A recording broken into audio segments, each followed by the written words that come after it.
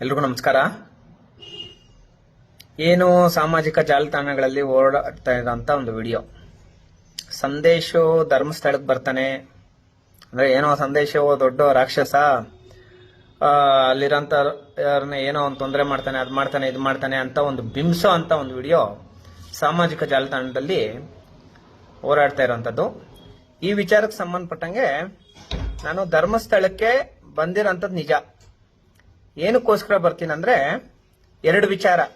ಒಂದು, ನಮ್ಮ ಸೌಜನ್ಯ ಅವರ ವಿಚಾರವಾಗಿ ನ್ಯಾಯ ಕೊಡಿಸೋದಕ್ಕೆ. ಎರಡನೇದು, ಮಾವು ತನ್ನ ಕುಟುಂಬಕ್ಕೆ ನ್ಯಾಯ ಕೊಡಿಸೋವಂಥ ಒಂದು ನಿಟ್ಟಿನಲ್ಲಿ ನಾನು ಧರ್ಮಸ್ಥಳಕ್ಕೆ ಬರ್ತೀನಿ. ಆದರೆ ಯಾವುದೇ ಕಾರಣಕ್ಕೂ ಈ ಹೋರಾಟಗಳೆಲ್ಲ ಮುಗಿಯೋ ತನಕನೂ ನಮ್ಮ ಶ್ರೀ ಕ್ಷೇತ್ರ ಧರ್ಮಸ್ಥಳದ ಮಂಜುನಾಥ ಸ್ವಾಮಿಗಳ ಬಗ್ಗೆ ಆಗ್ಬೋದು, ಹಾಗೂ ಧರ್ಮಸ್ಥಳ ದೇವಸ್ಥಾನದ ಬಗ್ಗೆ ಆಗ್ಬೋದು, ಯಾವುದೇ ಕಾರಣಕ್ಕೂ ನಾನು ಮಾತಾಡಲ್ಲ. ನನಗೆ ಅದರಲ್ಲಿ ಯಾವುದೇ ಕೆಲಸ ಇಲ್ಲ, ನಾನು ಮಾತಾಡಲ್ಲ.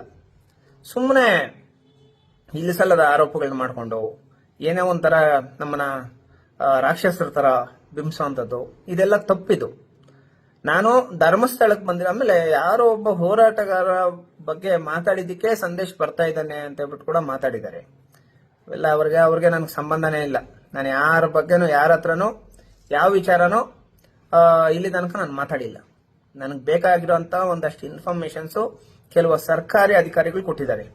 ಅಂದ್ರೆ ಅವರೇನು ಸಂದೇಶ ಅಂದ್ರೆ ಸ್ವಲ್ಪ ಕಾನ್ಫಿಡೆನ್ಷಿಯಲ್ ಆಗಿ, ಸ್ವಲ್ಪ ಗುಟ್ಟಾಗಿ, ನಮಗೂ ಒಂದಷ್ಟು ರಕ್ಷಣೆ ಸಿಗುವಂತ ಕೆಲಸ ನಡೆಯುತ್ತೆ. ಸಂದೇಶ ಅಂದ್ರೆ ಪರ್ಫೆಕ್ಟ್ ಆಗಿ ಕೆಲಸ ಮಾಡ್ತಾನೆ ಅನ್ನೋ ಒಂದು ನಿಟ್ಟಿನಲ್ಲಿ ನನಗೆ ಒಂದಷ್ಟು ಇನ್ಫಾರ್ಮೇಶನ್ಸ್ ಕೊಟ್ಟಿದ್ದಾರೆ. ನಾನು ಧರ್ಮಸ್ಥಳದಲ್ಲಿ ಬಂದಿರೋಂಥ ಸ್ಥಳಗಳು ಅಂದ್ರೆ ಧರ್ಮಸ್ಥಳದಲ್ಲಿ ಬಂದು ಎಲ್ಲೆಲ್ಲಿ ವಿಸಿಟ್ ಮಾಡ್ತೀನಿ ಅಂದ್ರೆ, ಮಾವುತನ ಮನೆ, ಆ ಮನೆಗೆ ಸಂಬಂಧಪಟ್ಟಂತ ಒಂದಷ್ಟು ಡಾಕ್ಯುಮೆಂಟ್ಸು. ಇದಾದ್ಮೇಲೆ ಸೌಜನ್ಯ ಅವರ ಮನೆ, ಅವರ ತಾಯಿನ ಮೀಟ್ ಆಗಿರ್ತೀನಿ. ಇದಾದ್ಮೇಲೆ ಸೌಜನ್ಯ ಅವ್ರನ್ನ ಎಲ್ಲಿ ಅತ್ಯಾಚಾರ ಮಾಡ್ತಾರೆ, ಅದಾದ್ಮೇಲೆ ಅದು ಒಂದು ಸ್ಥಳ. ಇನ್ನೊಂದು ಸ್ಥಳ ಯಾವ್ದಂದ್ರೆ ಸೌಜನ್ಯ ಅವ್ರನ್ನ ಎಲ್ಲಿ ಕೊಲೆ ಮಾಡ್ತಾರೆ, ಈ ಒಂದು ಸ್ಥಳ. ಮತ್ತೆ ನಮ್ಮ ನಾರಾಯಣ ಅವರ ಕುಟುಂಬಕ್ಕೆ ಸಂಬಂಧಪಟ್ಟಂತ ಒಂದಷ್ಟು ಡಾಕ್ಯುಮೆಂಟ್ ಕಲೆಕ್ಟ್ ಮಾಡೋ ನಿಟ್ಟಿನಲ್ಲಿ ಮಲೆಂತು ಬೆಟ್ಟ ಗ್ರಾಮಕ್ಕೆ ಭೇಟಿ ಕೊಟ್ಟಿರ್ತೀನಿ. ಈ 5 ಪ್ಲೇಸ್ಗಳಿಗೆ ನಾನು ಬಂದು ಭೇಟಿ ಕೊಡುವಂಥದ್ದು. ಅದಕ್ಕೆ ಸಂಬಂಧಪಟ್ಟಂಗೆ ಸುಮಾರು ಡಾಕ್ಯುಮೆಂಟ್ಗಳನ್ನ ಕಲೆಕ್ಟ್ ಮಾಡಿದ್ದೀನಿ. ನಾಳೆ ವಿಸ್ತಾರವಾಗಿ ಇನ್ನೊಂದಷ್ಟು ಮಾಹಿತಿಯನ್ನ, ಅಂದ್ರೆ ಇಲ್ಲಿ ತನಕ ಕರ್ನಾಟಕ ಜನತೆಗೆ ಗೊತ್ತೇ ಆಗದಿರೋ ಅಷ್ಟು ಮಾಹಿತಿಯನ್ನ ಕಲೆಕ್ಟ್ ಮಾಡಿದ್ದೀನಿ.